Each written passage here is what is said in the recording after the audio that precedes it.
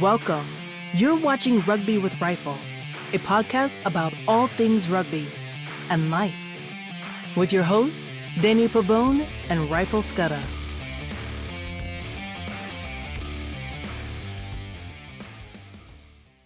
Hello, Edgewater Tribe. Danny here with Rifle, our resident rugby enthusiast. And we have decided to create this video to introduce you to the game of rugby. So, as some of you might know, a few in the tribe are invested or have been following a developing league known as the National Rugby Football League over the past couple of years or so.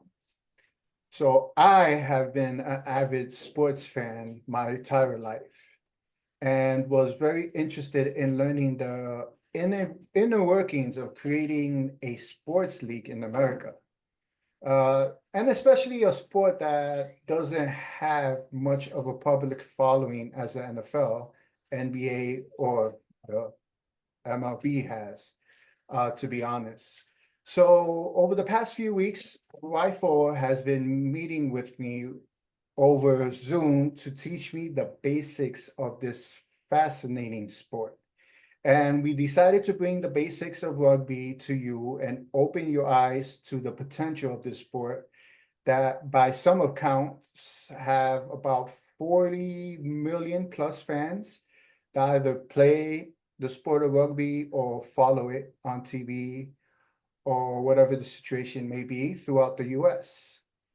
So with all that, we are excited and honored to bring you this explanation again of this wonderful sport.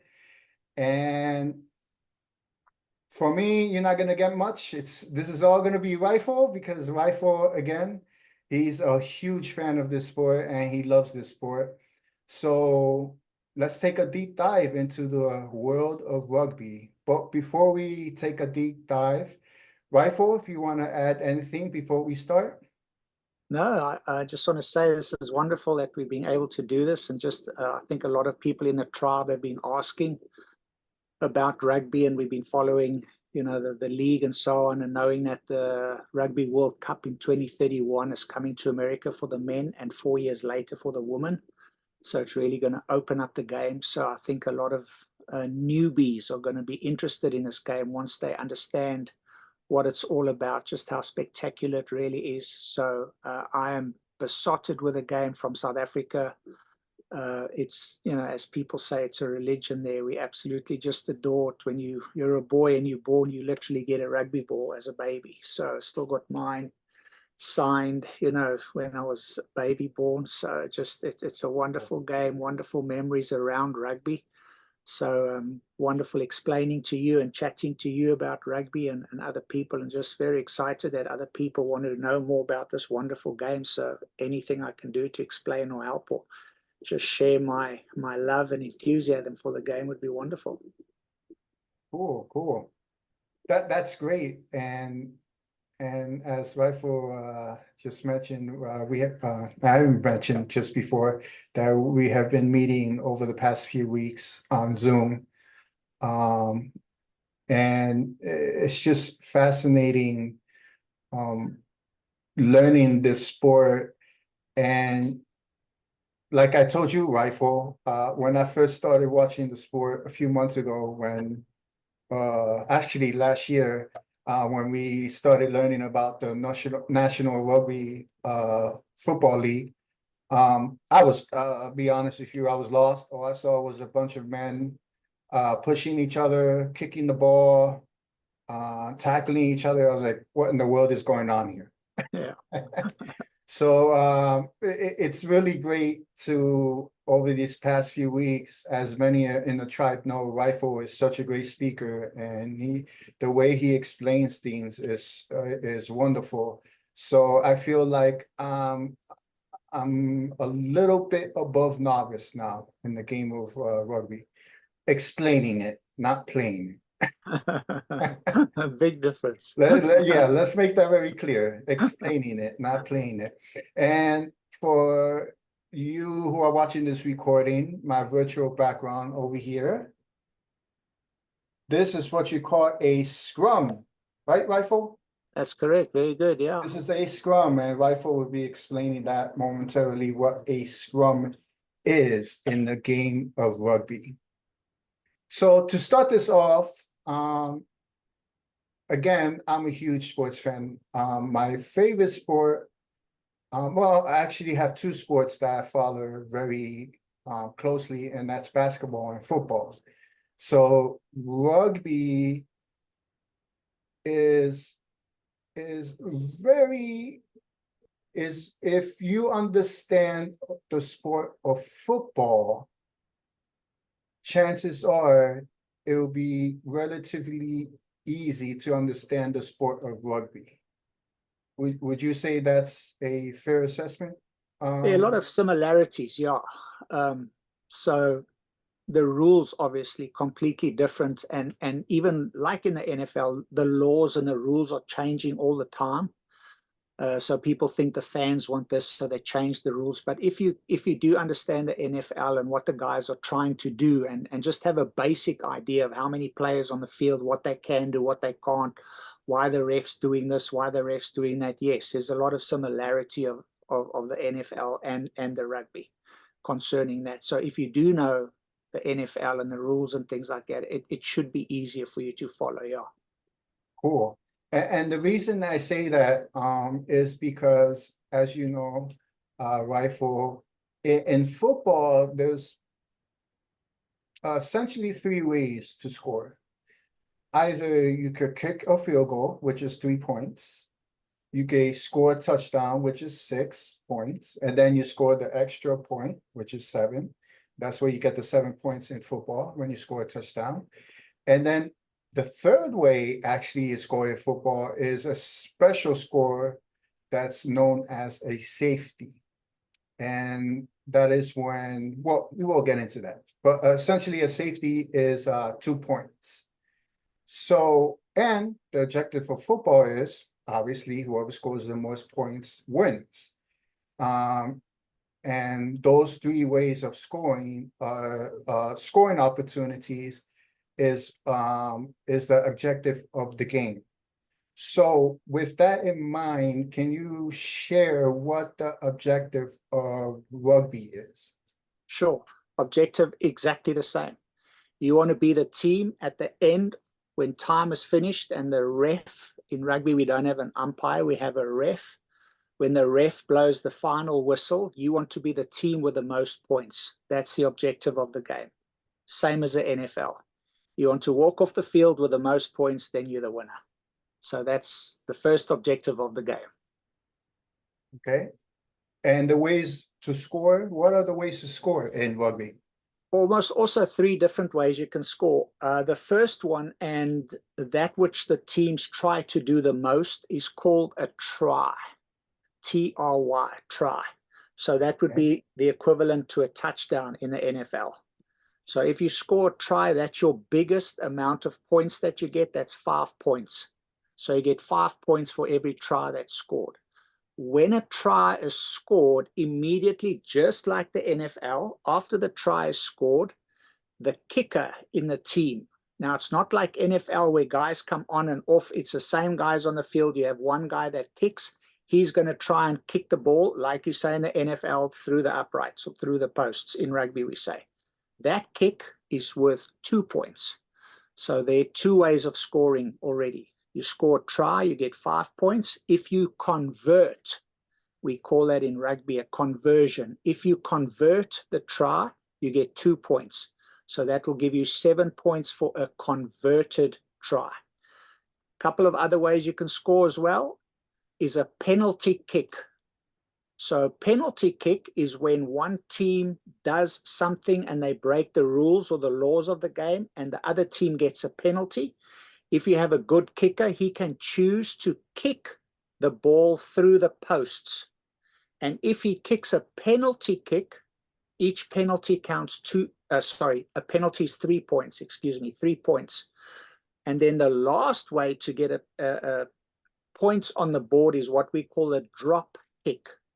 And a drop kick is any player can do it. It's very difficult. You won't see it often. When you see it, take special notice because it's quite a special thing. But anyone can do it, is when you literally drop the ball, as soon as it comes off the ground, you got to kick the ball immediately as it comes off the ground, and you got to kick it through the 2 uprights. And that's called a drop kick. And a drop kick is worth 3 points. So you have your try, 5 points. Then straight after the try, you're going to try get a conversion. That will be 2 points. The other way is if the team breaks the law, they get a penalty against them, and the other team kicks the penalty over, they get 3 points. And if anyone in any team can get a drop kick, so when you drop the ball off the floor, as soon as it comes off the ground, you kick it through the posts, that's 3 points. So those are the ways that you can get points in rugby. Cool, cool. So again, the scoring system is very similar to football. The only difference is obviously a try is 5 points, a touchdown is 6. A try conversion is 2 points, and the point after is 1 point, but they both equal 7 points. Correct, yes. So in that way, it's the same. Right, yeah. And a penalty kick is 3 points, and a drop kick is 3 points. As well, Correct. in football, a field goal is 3 points as well, where you could choose to kick it through the uprights, like you had mentioned. So the very, points, very similar. again, the point system is very similar. Right. Pretty cool, pretty cool. Yeah. So now that we have a general sense of what the objective of the game and the scoring system of the game of rugby, now obviously the next thing to talk about is what are the players' positions and how many players there are in rugby. Again, I'm going to use the NFL. The NFL has a offense and defense, and there's 11 players on offense and 11 players on defense.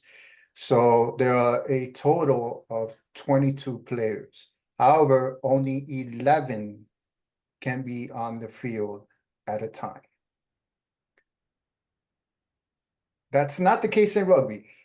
No, it's not. In rugby, there's 15 players, correct? 15 players on the field. On the field at one time. Each team, correct. Yes. So you'll have 30 guys playing against each other. When I say guys, I mean you've got women rugby now as well, but there'll be 15 players on a side, on the pitch, on the field. So you'll have 30 players playing at any time, yes. But then off the field, you'll have what we call the bench, and there will be 8 players on the bench. So you have eight reserves. So you have, 23 players in a whole team. So the 15 and then the 8 on the bench gives you 23, but they're 8 players, what we call reserves. Okay, cool. So there's 23 in the NFL, there's 53, a 53-man roster in the NFL. Yeah. So rugby, in a sense, as it pertains to players and positions, rugby would be more similar to soccer, in the sense that soccer players, there's no defense and offense switching off and on like in football. All the players play offense and defense. Correct, yes. They stay on the field. You're 15, you got 15 continuously on the field, and then you can make a substitution. And we won't go into that tonight because that will take too long. But you can take someone off for different reasons. If what we call a blood bin. So if someone cracks their head open and they cut their eye open and they need to go get stapled, they'll go off and somebody will come on. Or if someone really gets tired or someone is not playing well and the coach wants to substitute him, you can do that. So we won't go into deeper than that, but that's what will happen. When someone will come off, someone else will replace them, but you'll have 15 on the field and they will go forward. So they will attack, they will go back, they will defend, they will do everything all the time for all 80 minutes of the game. First half, 40 minutes. You got your break in between, and then second half 40 minutes. So 80 minutes of rugby, everyone is doing everything. So you got to be really, really fit to be running around, scrumming, tackling, doing everything for 80 minutes. Yes.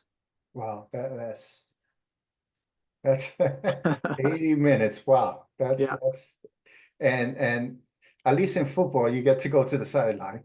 Right. Rugby, there's nothing like that. So in that aspect of football is a little, well, there are pros and cons to both to Right. football. Yeah. Oh, cool. So with that in mind, what we're going to do now is I'm going to share my screen, Okay. and Rifle is going to give a brief description of each position in rugby. And I have a nice little diagram here that I will be sharing. Let me just share. Here we go. And let me bring up this diagram here. Okay. So as everybody can see, we have a diagram here. And as Rifle mentioned just a few minutes ago, there are 15 players on the rugby. So what is a rugby? Do they call it a rugby pitch? No, rugby field. Field, okay. Yeah, we call it a Okay. rugby field. Rugby field. Okay, so as Rifle has mentioned, 15 players on the rugby field, and they are broken into two different what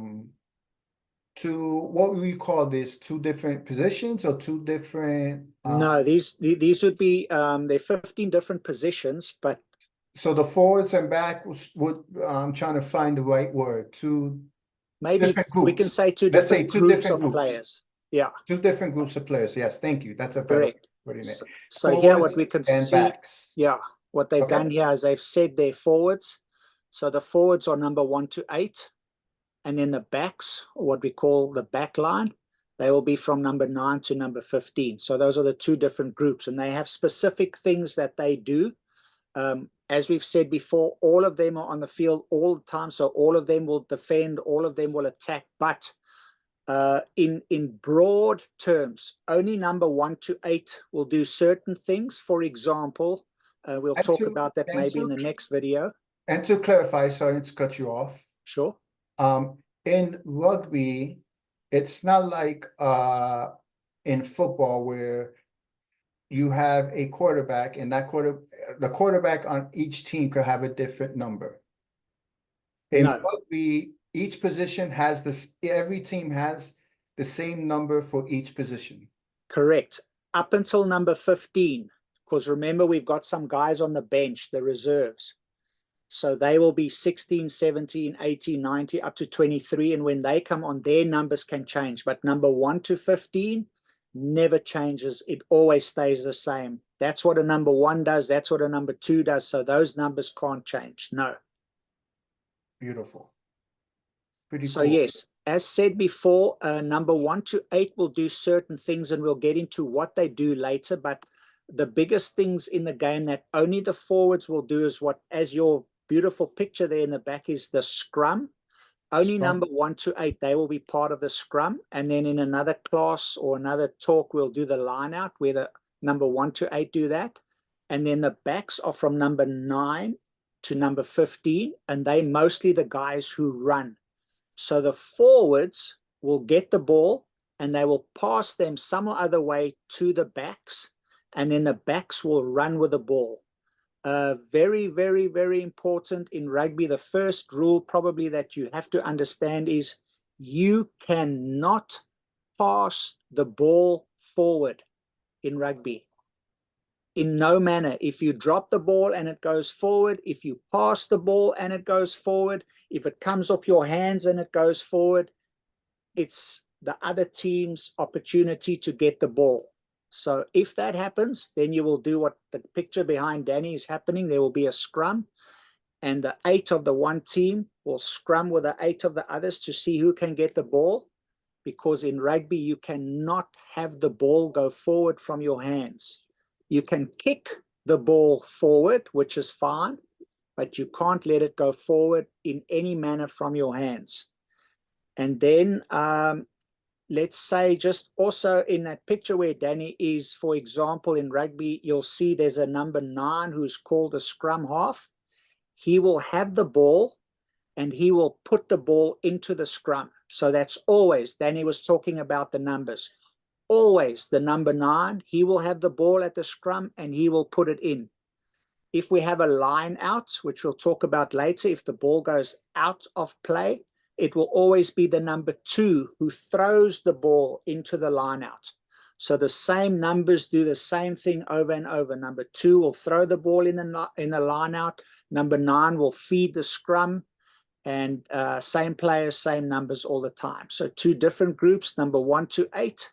These are the guys, you'll see them with the cauliflower ears because they scrum so much. They'll have collies. So number 1 to 8 are called the forwards. They're called the pack. And then number 9 to number 15, they call the back line or the backs. Those are the 2 different groups in a rugby team. Beautiful, beautiful. So yes, so this is essentially players and positions. And as Rifle has just mentioned, we will go into more specifics of what each player does in another video. We just wanted to keep this video to the basics and as an introductory video to the game of rugby.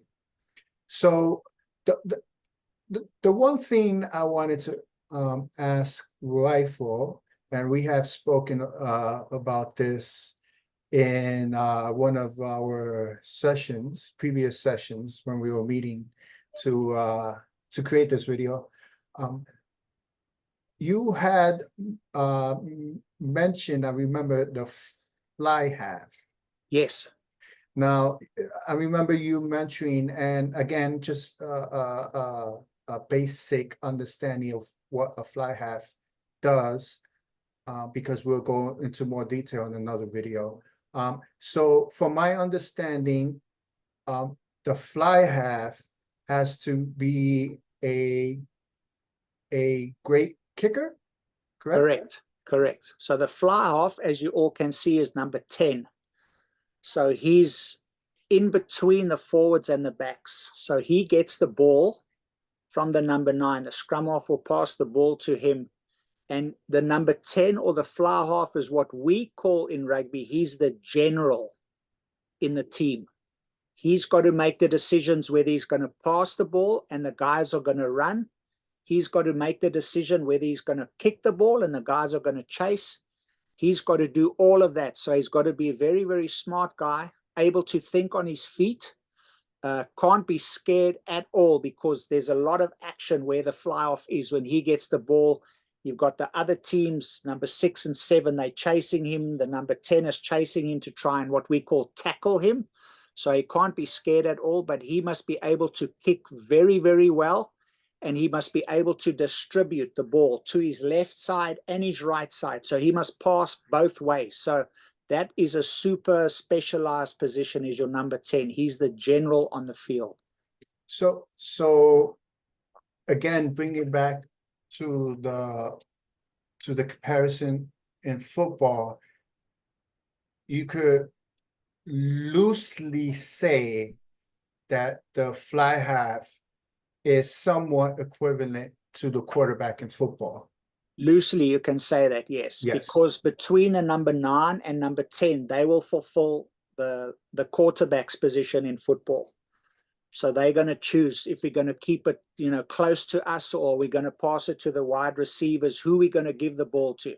So those 2 will decide that, but it will come down to the number 10 most of the time to do those decisions. Yeah. So loosely, that would be your NFL quarterback, number 10. Cool. This is great. So just to end this video, I just wanted you to briefly go over For example, in football, we have the coin toss, Yep. and that decides who gets the ball and which way they want to kick. We have usually in football, you have 2 or 3 captains that come onto the field Okay. during the coin toss, and you have other things that go on. So can you just explain what happens in rugby before the game starts? What decides which team gets the ball, and what are the the events that go on before the game starts? Sure. So a couple of minutes before not a couple of minutes, maybe half an hour or so. So both teams will be in the bathroom in their changing rooms. They'll be getting ready. They'll be warming up. They've already ran outside. They've warmed up. They've done all their fitness drills. And this is one of the nicest parts of rugby is just before the game starts. I mean, you are so nervous. You're so psyched up. You're so, I don't know what you call it here in South Africa. We call it deep heat. It's like a minty kind of thing that you put on sore muscles. So you're in the changing room, you're in the bathroom, and that deep heat's burning your eyes, and the guys are ready. Then the ref will come out and he will blow the whistle. And then only the 2 captains of the team will come out. Nobody else, not the coach, not the umpire, nobody, just the captains. The ref will be there. He will blow. The 2 captains will come. Then what will happen is the visiting captain or the captain, if it's not a visit, if they're both playing in a different place, normally the captain or the team who traveled the furthest, they will spin a coin like in football, and then they can call heads or tails. So it's just the same, but they're just 2 captains. And then there are only 2 things you can choose. You can choose if you want to receive the ball. So in other words, maybe like what side, if you want to play into the wind, against the wind, or the other one is you want to kick off the first half or the second half. So you choose.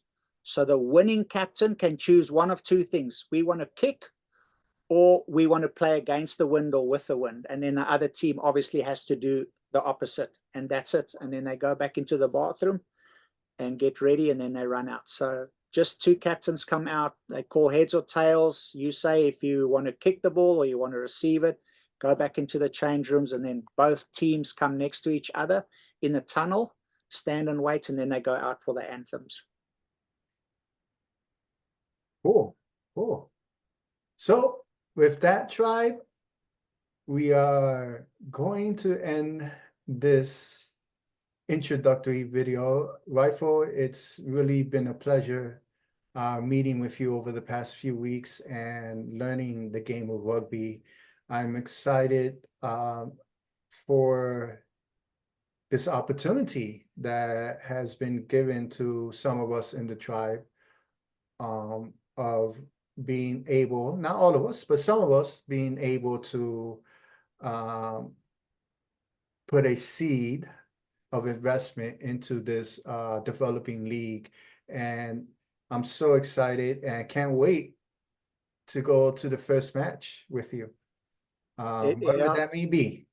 I'm looking forward to that. Yeah. So tonight was Rugby 101, and we'll meet again soon. We'll see.